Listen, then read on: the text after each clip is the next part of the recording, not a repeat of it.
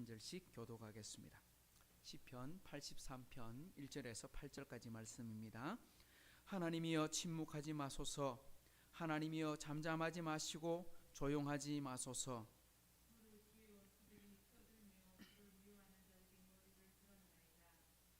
그들이 주의 백성을 치려하여 간계를 꾀하며 주께서 숨기신 자를 치려고 서로 의논하여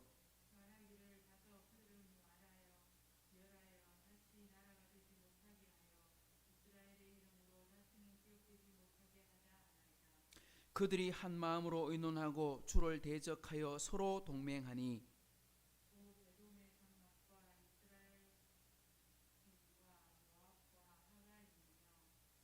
같이요. 그발과 암몬과 아말렉이며 블레셋과 두로 사람이요 연합하여 롯 자손의 도움이 되었나이다. 아멘. 오늘 우리 새로운 본문 시편 83편을 보게 되는데, 오늘 시편 83편은 제목이 아삽의 시, 그냥 그렇게 돼 있지 않고 그냥 그 뒤에 보면 곧 노래 이렇게만 이루어져 있습니다. 이 시의 배경이 무엇인지, 언제 기록됐는지는 구체적으로 기록된 배경이 따로 있지 않습니다. 그런데 읽어보면 내용은 전체적으로 내용이 어떤 거냐니까 하나님의 백성을 지켜달라, 보호해달라, 우리의 기도를 들어달라, 그런 것으로 이루어져 있습니다. 83편을 우리 살펴보면 1절부터 오늘 8절까지 말씀에서는 주로 하나님께 송사, 쉽게 말하면 간구하는, 하나님께 부르짖는 그런 내용들로 이루어져 있습니다. 그리고 9절부터 마지막 절까지는 하나님께서 지난날에 이스라엘 백성들에게 주셨던 은혜에 대해서 기록하고 있습니다. 그러니까 이걸 풀어서 말해보면, 전체적으로 정리해보면 지난날에 주셨던 은혜처럼 이스라엘 백성들이 광야와 그리고 출애굽과 그 모든 과정을 통해서 하나님께서 나라를 세우시는 과정을 통해서 수많은 은혜를 주셨는데, 그때 은혜를 받았던 것처럼 지금 겪고 있는 어려움 속에서도 하나님의 백성을 보호해 주시고 살펴달라. 그래서 오늘 본문의 제목도 주의 백성을 살펴주옵소서, 살피소서 하고 제목을 잡아보았습니다. 오늘은 우리가 1절부터 8절까지 있는 말씀을 통해서 하나님께 어떻게 부르짖는지, 왜 그렇게 기도하게 되었는지 그런 부분들을 살피면서 우리가 은혜를 받기를 원합니다. 먼저 본문에 다시 들어가 보겠습니다. 1절을 같이 읽어봅니다. 시작. 하나님이여 침묵하지 마소서. 하나님이여 잠잠하지 마시고 조용하지 마소서. 오늘 세 번의 송사, 세 번의 간구가 있습니다. 하나님이여 침묵하지 마소서. 하나님이여 잠잠하지 마시고 하나님이여 조용하지 마소서. 침묵하지 말아 주십시오. 잠잠하지 말아 주십시오. 조용하지 말아 주십시오. 다 똑같은 이야기 아닙니까? 침묵, 잠잠, 조용, 똑같은 내용인데 세 번이나 반복해서 이야기하고 있다. 우리 보통 중요하고 어려운 문제, 아니면 다급한 문제, 위기의 상황에 있는 문제, 그런 어떤 간절함을 담을 때 우리가 보통 두 번 반복해서 대꾸로 이렇게 시를 쓰고 있습니다. 오늘 우리 시편을 쭉 읽어볼 때 보면 앞에 말 한번 오고 뒤에 말 한번 오면서 강조, 그러니까 두 번을 겹쳐서 이야기할 때 강조라는데, 오늘 여기를 보면 두 번이 아니고 세 번이나 반복해서 이야기합니다. 잠잠하지 마십시오. 조용하지 마십시오. 잠잠하지, 그리고 침묵하지 마십시오. 그만큼 지금 만나고 있는 어려움과 위급함이 크다는 것을 말해주고 있는 것입니다. 그런데 왜 하나님은 응답 없이 여전히 멀리 있는 것처럼 오늘 이 시인은 느끼고 있는 걸까요? 하나님께 지금 이렇게 간절히 기도하고 있는데 왜 하나님은 바로 응답하지 아니하시고 이렇게 잠잠하지 마십시오, 조용하지 마십시오, 침묵하지 마십시오 하는데 왜 아무런 반응이 나타나지 않는 걸까요? 그래서 이 사람은 더 다급하고 더 간절해지고 있습니다. 왜 그러실까? 우리 똑같은 문제를 우리가 겪고 있습니다. 하나님 당장 들어주시면 좋겠는데 그렇게 해결되지 않습니다. 왜 그럴까? 바로바로 들어주시면 하나님의 은혜를 더 크게 느낄 것 같지만 실제로는 우리가 하나님 앞에 우리의 모습이 다 낮으실 때까지 기다리시는 이유는 뭐냐?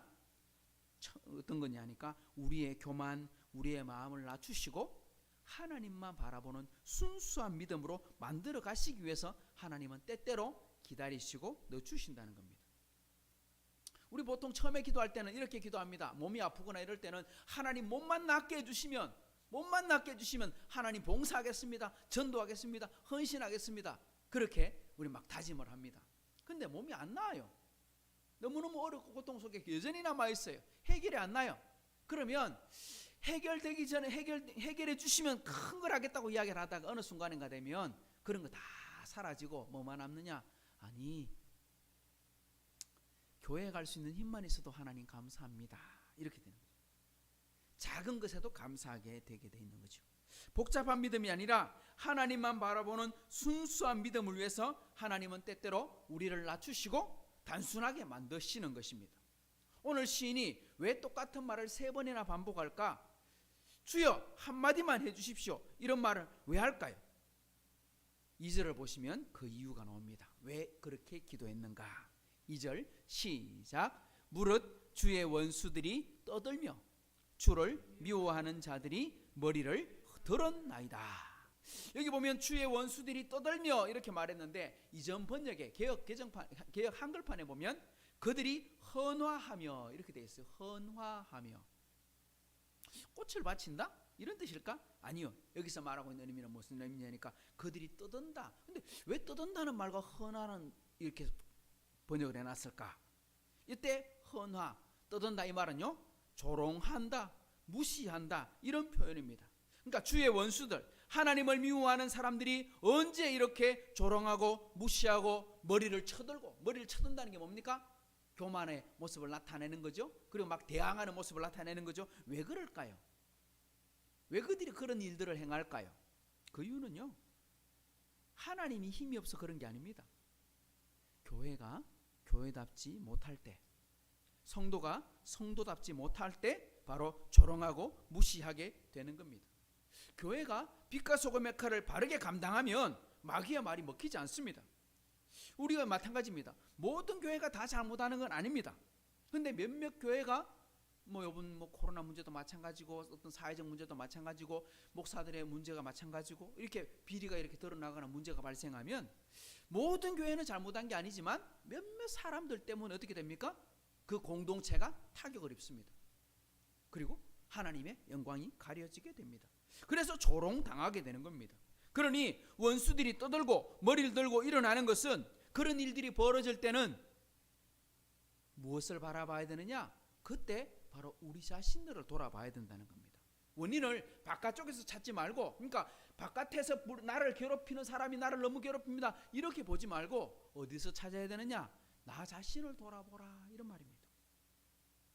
우리 자신을 먼저 살펴보고 우리는 지금 하나님의 음성에 귀를 기울이고 있는가? 우리가 혹시 그들처럼 잘못된 길을 쓰고 있지는 않는가? 하나님의 뜻에 진짜 순종하고 있는가? 먼저 우리 자신을 돌아보고 회개하고 반성하고 하나님께 바른 기도를 드려야 될 책임이 주어져 있다 이런 뜻입니다. 3절을 보십시다. 시작. 그들이 주의 백성을 치려하여 간계를 꾀하며 주께서 숨기신 자를 치려고 서로 의논하여.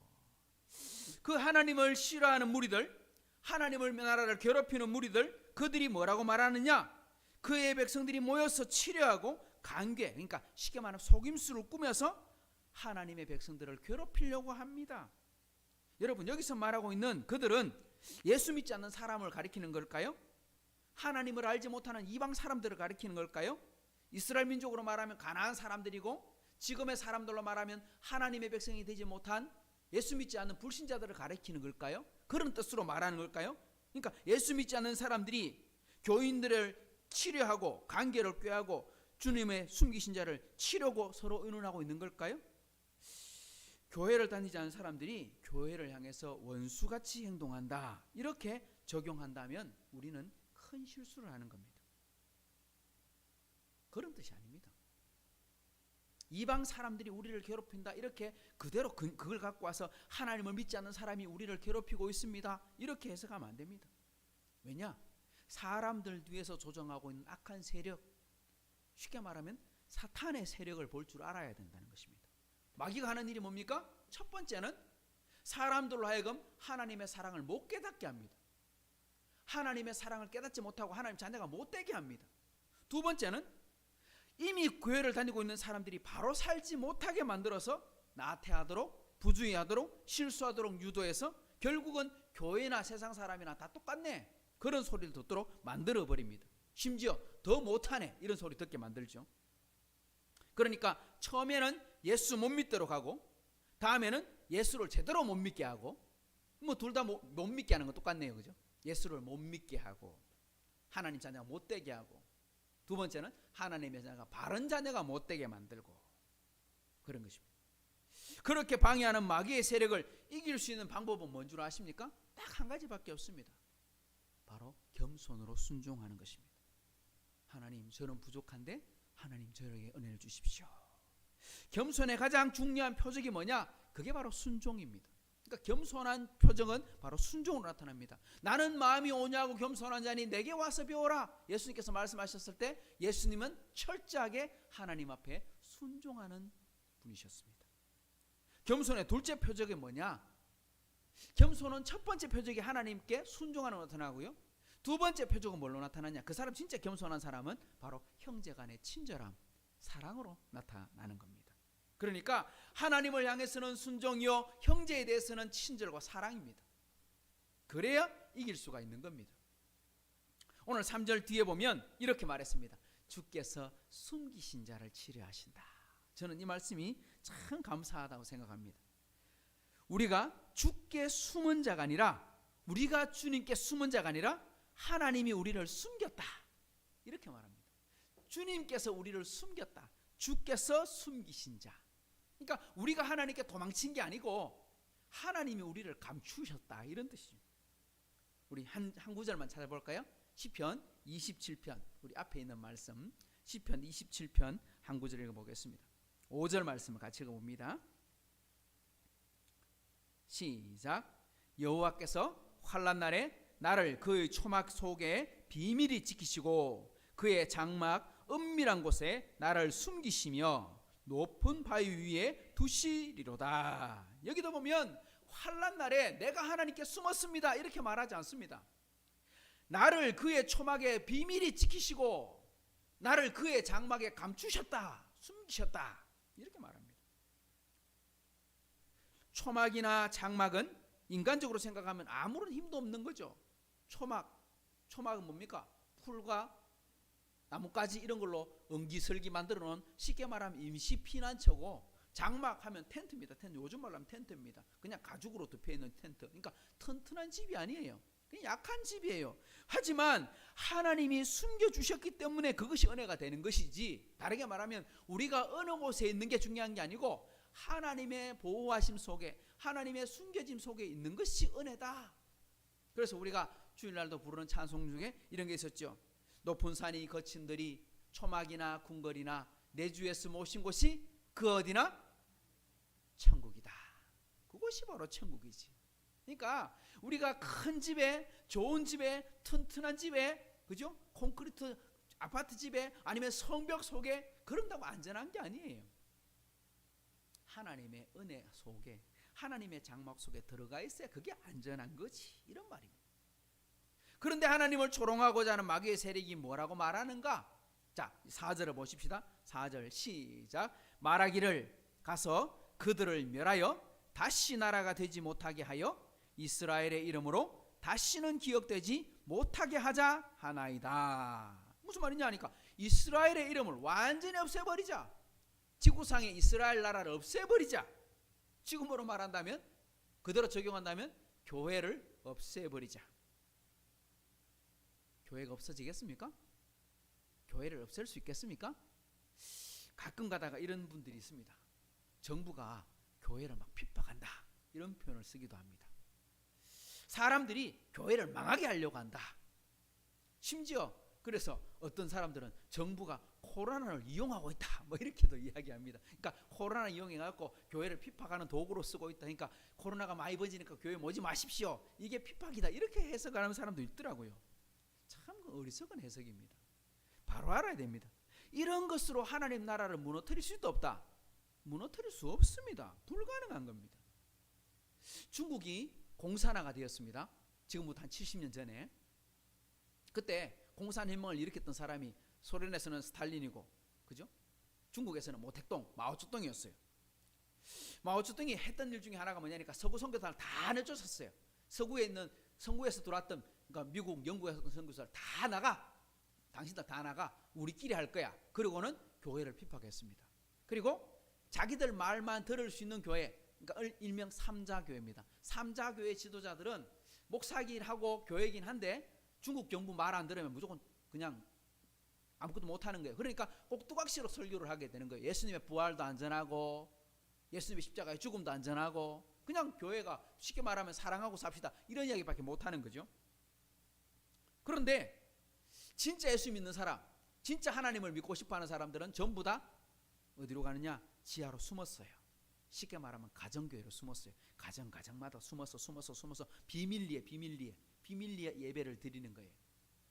북한도 마찬가지입니다. 북한도 지금도 그 북한 안에 한 1,500개 이상의 지하교회가 존재한다. 적어도 한 20만 명의 기독교인이 아직도 있다. 그렇게 보더라고요. 그리고 지금도 복음을 전할 수 있는, 그러니까 비밀리에, 진짜 말 그대로 비밀리에 그런 일들이 벌어지고 있어요. 말이 안 되잖아요. 엄청나게 핍박을 받았는데 선교사 다 쫓아내보내고 교회에 달려있는 건물 다 헐어버리고 아무것도 없는데 교회가 될 거냐 했는데 놀라운 일이 벌어졌습니다. 모택동이 마오쩌둥이 죽기 전에 이런 말을 남겼대요. 내가 선교사는 다 내쫓았는데 하나님은 못 내쫓았다. 중국에서 선교사들은 서구 선교사는 다 내보냈는데 하나님은 중국 밖으로 못 내보냈다. 왜냐? 그렇게 핍박을 했는데 중국에 지금 한 14억 정도 인구가 되는데 기독교인이 얼마쯤 되느냐? 지하 교인들이요 7천만 명이 넘어요. 건 1억 가까이 된다고요.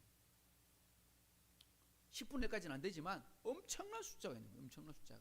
북한처럼 그렇게 심하게 박해를 하는데도 아직도 교회가 사라지지 않는 거예요. 그러니까 초대교회 지도자였던 터툴리안은 이렇게 말했습니다. 순교는 교회의 씨앗이다. 왜? 핍박하면 할수록 하나님의 교회는 뿌리가 더 깊어진다. 죽을 줄 아는데 안 죽는다. 그러니까 교회는요 핍박을 받아 망하는 게 아닙니다. 정부가 괴롭힌다고 교회가 없어지는 게 아닙니다. 그렇게 해서 망할 수가 없습니다. 도리어 교회가 망하는 이유는 그걸로 망하는 게 아닙니다. 핍박과 어려움이 있으면 교회는 더 부흥합니다. 왜? 성도들이 더 기도하니까요. 근데 언제 망하느냐? 교회가 부패할 때, 교회가 타락할 때 교회가 망합니다. 우리 이거 잘 생각해야 됩니다. 한국 교회가 지금 위기다고 말하는 건 교회가 핍박받아서 위기가 아닙니다. 신앙이 어려워서 핍박받는 게 아닙니다. 우리가 세속화되고 타락하고 나태해질 때 우리 교회가 어려워지기 시작하는 겁니다. 우리가 이걸 바로 깨달아야 됩니다. 이것을 걱정해야 된다는 거죠. 근데 우리가 엉뚱한 것 붙들고 걱정하고 있는 겁니다. 자, 5절을 보십시오. 그들이 어떻게 이야기를 하느냐? 시작. 그들이 한 마음으로 의논하고 주를 대적하여 서로 동맹했다. 무슨 말이냐면 사람들이 어떤 일을 잘하더라? 악한 일을 벌리는데 힘을 잘 모았다. 그들이 한 마음으로 의논했다. 무슨 일? 교회를 핍박하는 일, 하나님 나라를 무너뜨리는 일, 하나님의 영광을 가르는 일. 그런데 누가 모였느냐 보십시오. 6절부터 읽어보면 이렇게 되어 있습니다. 곧 에돔의 장막과 이스마엘인과 모압과 하갈인이며 그발과 암몬과 아말렉이며 블레셋과 두로 사람이요 아수르도 그들과 연합하여 롯자손의 도움이 되었나이다. 하나님 나라를 무너뜨리려고 사람들이 힘을 모았는데 어떤 사람들이 모였느냐 봤더니 이스라엘 주변 사람들이 다 모였어요. 누가? 에돔은 야곱의 형 에서의 후손이고 모압과 암몬은 아브라함의 조카 롯의 후손이고 이스마엘이는 아브라함의 아들, 그러니까 쉽게 말하면 본처, 그러니까 사라의 아들이 아니고 하갈의 아들 후손들이잖아요. 근데 그 후손들이 다 모여서 한 마음과 한 뜻이 되어서 뭐 하느냐? 이스라엘을 핍박하려고. 이거 우리가 잘 생각해야 됩니다. 그러니까 마귀는 온 힘을 모아서 할 수만 있다면 모든 방법을 다 동원해서 이스라엘 하나님의 자녀들을 괴롭히려고 한다. 무너뜨리려고 한다. 그러니까 마귀는 수단과 방법을 가리지 아니한다. 이런 뜻으로 해석해야 됩니다. 그러니까 예수 믿지 않는 사람이 나를 괴롭힙니다. 핍박합니다. 이렇게 볼 게 아니라 와 마귀의 계략이 정말 악착 같다. 이렇게 생각하면 됩니다. 그러니 우리는 자 마귀에게 마음을 뺏기게 되니까 사람들이 어떻게 되느냐? 죄짓고 잘못된 길에 줄을 서가지고 다 타락하고 하나님을 대적하는 길에 서 있는 거예요. 누구? 에돔도 암몬도 모압도 원래는 이 사람들이 다 하나님의 백성들이었는데, 하나님 후손들이었는데, 하나님 자녀들의 후손들이었는데, 그러니 우리 성도들은 어디에 줄을 서야 되느냐? 하나님께 맞춰야 된다. 하나님 마음에 줄을 서야 된다는 거예요. 하나님 마음에 맞는 사람들이 하나 둘 모이고 그렇게 생기고 그게 교회가 되고 그게 공동체가 되고 그게 작은 천국 힘이 되어서 점점 능력 있는 교회가 되어 가는 겁니다. 오늘 말씀을 통해서 우리가 발견해야 될 것은, 우리는 악한 세력이 힘이 얼마나 세냐, 내가 저걸 이길 수 있느냐 없느냐, 이게 중요한 게 아닙니다. 밖에서 누가 뭐라고 해도 교회가 교회다운 것가 더 중요하다. 교회가 교회의 삶을 바르게 살아야 하는 게 더 중요하다. 이거를 생각해야 한다는 것입니다. 그리고 사람들이 어떤 마음을 가지든지 또 마귀 어떤 일을 하든지 우리는 하나님만 바라보고 하나님이 우리에게 뭐라고 말씀하시는가, 그리고 어려움이 닥칠 때 다른 이유로 핑계를 삼는 것이 아니라 하나님 앞에 우리 삶을 돌아볼 줄 아는 그러한 마음을 가져야 된다는 것이죠. 오늘 우리 하이섬교회가 이름처럼 하나님을 섬기고 이웃을 섬기는 교회가 되고 하나님을 사랑하고 이웃을 사랑하는 생명력 있는 교회가 되도록 우리 흩어진 식구들, 우리 가정에서 직장에서든지 어느 곳에든지 하나님 말씀대로 순종하고 살아가다가 다음 주일 예배를 드릴 때 다시 모여 하나님께 충성하는 그런 교회가 되도록 합심에 함께 기도하는 시간들이 되기를 축복합니다. 기도하겠습니다. 좋으신 하나님 아버지, 감사합니다. 오늘도 하나님의 약속의 말씀 우리가 기억합니다. 이스라엘 백성들을 향해, 하나님의 공동체를 향해 마귀가 끊임없이 하나님 주변의 모든 환경을 동원해 괴롭히려고 하고 무너뜨리려고 하는 것처럼, 어쩌면 우리가 신앙생활을 하는데 우리가 가장 좋아했던 것, 우리가 정말 사랑했던 것, 그런 것 가지고도 하나님 마귀는 시험에 빠뜨리기도 하고 넘어지기도 하는 것을 압니다. 하나님, 우리가 하나님을 바라볼 때 공부를 하든 운동을 하든 우리가 장사를 하든 무엇을 하든 하나님이 기뻐하시는 일을 하게 하시고, 흩어진 우리 하이섬교회 식구들 어느 곳에 있든지 하나님이 원하시는 삶을 살고, 또한 우리가 다시 모일 때도 모두가 다 하나님께 영광 돌리고 기뻐할 수 있도록 한 사람 한 사람을 축복하오니 하나님 도와주옵소서. 그래서 하나님이 기뻐하시는 교회, 하나님 앞에 귀하게 쓰임받는 하나님과 이웃을 섬기는 교회가 되게 해 주옵소서. 감사드리며 예수님의 이름으로 기도드리옵나이다. 아멘. 하늘에 계신 우리 아버지여, 이름이 거룩히 여김을 받으시오며 마시오며 뜻이 하늘에서 이루어진 것 같이 땅에서도 이루어지이다. 오늘 우리에게 일용할 양식을 주시옵고, 우리가 우리에게 죄 전자를 사하여 준 것 같이 우리 죄를 사하여 주시옵고, 우리를 시험에 들게 하지 마시옵고 다만 악에서 구하시옵소서. 나라와 권세와 영광이 아버지께 영원히 있사옵나이다. 아멘.